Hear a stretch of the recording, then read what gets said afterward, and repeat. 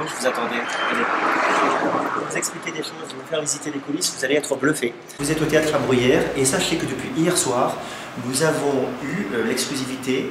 Le Théâtre La Bruyère vient de recevoir l'award du théâtre le mieux climatisé d'Europe. Venez, les coulisses c'est par là, suivez-moi. Regardez ce rouge, regardez cet écrin de velours, regardez la qualité de ces sièges, regardez le confort et regardez ce plateau magnifique. Un petit tour sur la scène. Et voilà. Bonsoir Paris. Alors là c'est la loge d'Isabelle Georges. Coucou Isabelle, c'est Olivier. Un petit coucou pour Regard en coulisses. Coucou Regard en coulisses. Ah, Isabelle Sajot, oui. Une de nos trois magnifiques Bonjour. musiciens. Et Yann Olivo, notre directeur musical et notre pianiste attitré. Bonjour Frédéric Senbreck. Bonjour. A tout de suite. Et enfin, ma loge.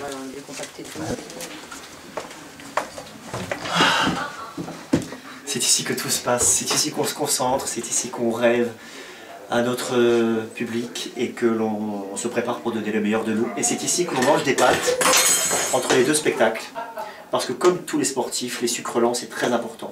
Bon maintenant il faut que je me prépare. Hein. À tout à l'heure pour la transformation. Ah, vous êtes là, de nouveau. Alors là on est à peu près à 40 minutes du spectacle. On va donc se concentrer.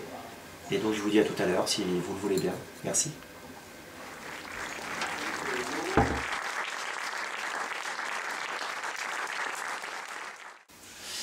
Alors 24 heures à la vie d'une femme, c'est un grand classique de la littérature, c'est Stefan Zweig, comme vous le savez, mais ça n'a jamais été monté en théâtre musical. C'est donc la force de ce spectacle et son originalité.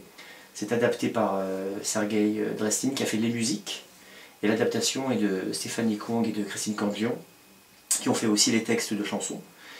Ça raconte la folle passion durant 24 heures d'une femme récemment veuve qui va s'amouracher le temps d'une nuit d'un jeune homme qui a environ 20 ans de moins qu'elle. Un coup vient de frapper mon cœur, avec violence, avec fureur. Et au milieu de cet orage, me revient toujours cette image de son visage qui, malgré moi, me procure une ardente joie. Ce visage que dans une heure, je verrai pour la dernière fois. Un coup vient de frapper mon cœur, et ce désir, la douleur, qui me renvoie à la vérité, tout faire pour ne pas le quitter. Mon personnage est très multiple puisque toutes les apparitions que je fais, que ce soit dans le rôle du portier, de l'employé de banque, de celui qu'on pourrait qualifier de psy dans la première scène, et toutes mes interventions, pour moi, ne sont qu'une seule et même personne. C'est-à-dire que je considère que je suis schizophrène. Il y a des gens qui pleurent, qui souffrent ou savent rire. Et il y a des gens qui veulent, qui suivent leur désir. Ce sont ceux qui s'émeuvent, ce sont ceux qui éprouvent, qui dépassent leur peur, certains sortent de roue. Les errances dans le noir.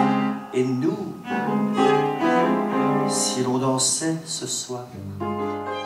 Je suis l'auteur, je suis la conscience de Mississippi, je suis son confident, je suis en empathie avec elle, je suis celui qui la pousse, je suis celui qui la tente aussi. Je suis le diable, le démon et puis l'ange protecteur. Et c'est donc très intéressant parce qu'il y a plein de facettes à jouer et plein de sensations et de belles vibrations à vivre pendant 1h15.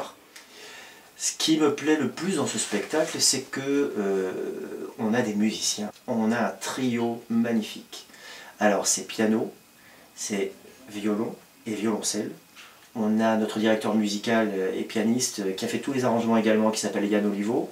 Nous avons Naaman Slouchine qui est au violon. Et puis il y a également Isabelle Sajot, la seule, l'unique, la grande, qui est au violoncelle. Si vous avez déjà éprouvé un sentiment, un seul, que ce soit une folle passion amoureuse, que ce soit une férocité animale, ce spectacle est pour vous. D'ailleurs, je peux même vous dire que même si vous ne ressentez rien, si vous venez voir ce spectacle, vous vivrez enfin des émotions. Et vous verrez enfin que la vie vaut le coup d'être vécue et que toutes les passions amoureuses, quelles qu'elles soient, il faut les vivre, il faut foncer. C'est votre vie, jouez-la. Et vous, que ferez-vous ce soir? Que ferez-vous ce soir?